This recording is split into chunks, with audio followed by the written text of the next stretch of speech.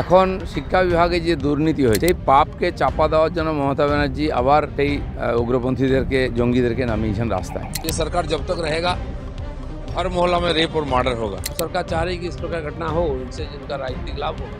এমনই কড়া ভাষায় আক্রমণ শানার। সেই রাফ অ্যান্ড টাফ দিলীপ ঘোষই নাকি এবার ছাদনা তলায়। সংঘ প্রচারক, বিজেপি নেতা, সাংসদ, রাজ্য বিজেপির সভাপতির ভূমিকা ইতিমধ্যেই পালন করে ফেলেছেন। এবার মন দেয়া নেয়ার পালা। আইবুড়ো নাম ঘুচিয়ে সংসার পাততে চলেছেন দিলীপ ঘোষ। শুক্রবার সন্ধ্যায় শুরু হবে দিলীপের জীবনের নতুন ইনিংস। আইনি বিয়ে সাধতে চলেছেন বিজেপির প্রাক্তন রাজ্য সভাপতি। শুক্রবার সন্ধ্যায় নিউ টাউনে নিজের বাসভবনে 4 হাত এক হওয়ার কথা। তার বিয়ের খবর চাউর হতেই সোশ্যাল মিডিয়ায় পোস্ট করেছেন তৃণমূল নেতা কুণাল ঘোষ।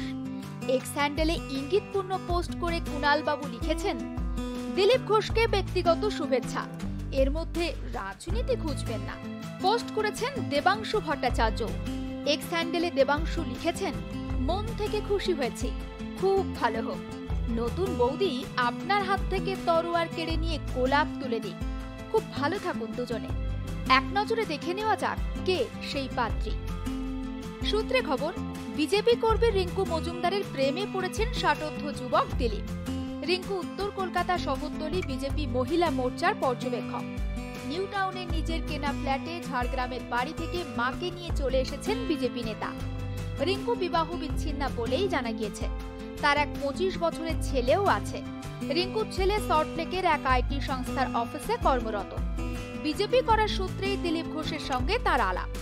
বিয়েতে কোনো আড়ম্বর চান না দিলীপ, তাই শুধুমাত্র আইনি বিয়েই সারবেন দিলীপ ও রিঙ্কু। জীবনে কি কখনো প্রেম আসেনি?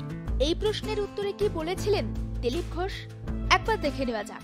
রবি ঠাকুরের লেখা তো আপনি খুব পছন্দ করেন, আমি নিজেও শুনেছি আপনার মুখে আগে, যে প্রেম কি একবারও জীবনে আসেনি? কারণ যুগে যুগে ভারতীয় নারী মা পার্বতীরা এরকম চাল চুলোহীন, এরকম সুদর্শন শিবেরই তো প্রেমে পড়েছে, একবারও আসেনি। এটা বিশ্বাস করতে পারি? প্রেম বলতে আপনি কোন প্রেমটার কথা বলছেন জানি না আমি। অনেক রকম প্রেম আছে। আমরা রাষ্ট্রপ্রেমে, ভারত মাতার প্রেমেতেই সব কিছু ওর মধ্যে পেয়ে যাই। বাকি সবার ভালোবাসা পাই যেখানে যাই। আপনার ভালোবাসা একরকম টক মিষ্টি ঝাল থাকেই। বাড়িতে যার বাড়িতে খেতে যাই, কারা খাওয়ান? মহিলারাই খাওয়ান, মায়েরা, বোনেরা। আমি কি খাই জানে 10 বছর আগের থেকে, যে একদিন গেছে সব রান্না করে রেখে দিয়েছে। আমার মার চেয়েও বেশি জানো না, কারণ মায়ের কাছে তো আমি থাকি না। তো এটাও তো প্রেম এক ধরনের। কিন্তু সাধারণভাবে যেটা আমাদের দেশে রাধাকৃষ্ণের প্রেম আছে, রামচন্দ্র দাসের প্রেম আছে, আর বাকি ভগৎ সিংয়ের প্রেমও আছে। এখন যে জীবনে যেটাকে মিশন করে নি, তার লাইফস্টাইল সেভাবে তৈরি করতে হবে।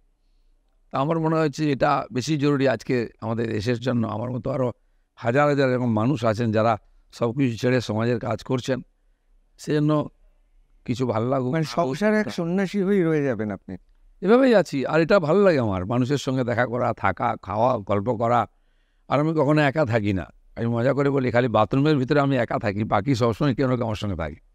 অবশ্যই না, আসলে আমরা এখন রাজ্য রাজনীতিতে দেখছি, আমি কারোর নাম বলবো না, ধরুন কারোর বান্ধবীর বাড়ি থেকে কোটি কোটি টাকা পাওয়া গেছে, আবার একজন ধরা পড়েছেন, তার বান্ধবীর লিস্ট এত বড় যে সাংবাদিকরা হিমশিম খাচ্ছে যে কোথায় কোথায় তার বান্ধবীরা ছড়িয়ে আছে।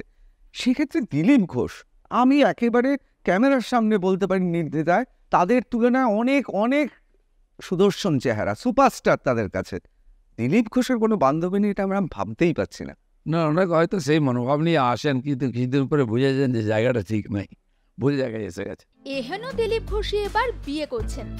দিলীপ ঘোষের বিয়ের খবর চাউর হতেই আলোড়ন পড়ে গিয়েছে সোশ্যাল মিডিয়ায়। ব্যুরো রিপোর্ট, আর প্লাস নিউজ।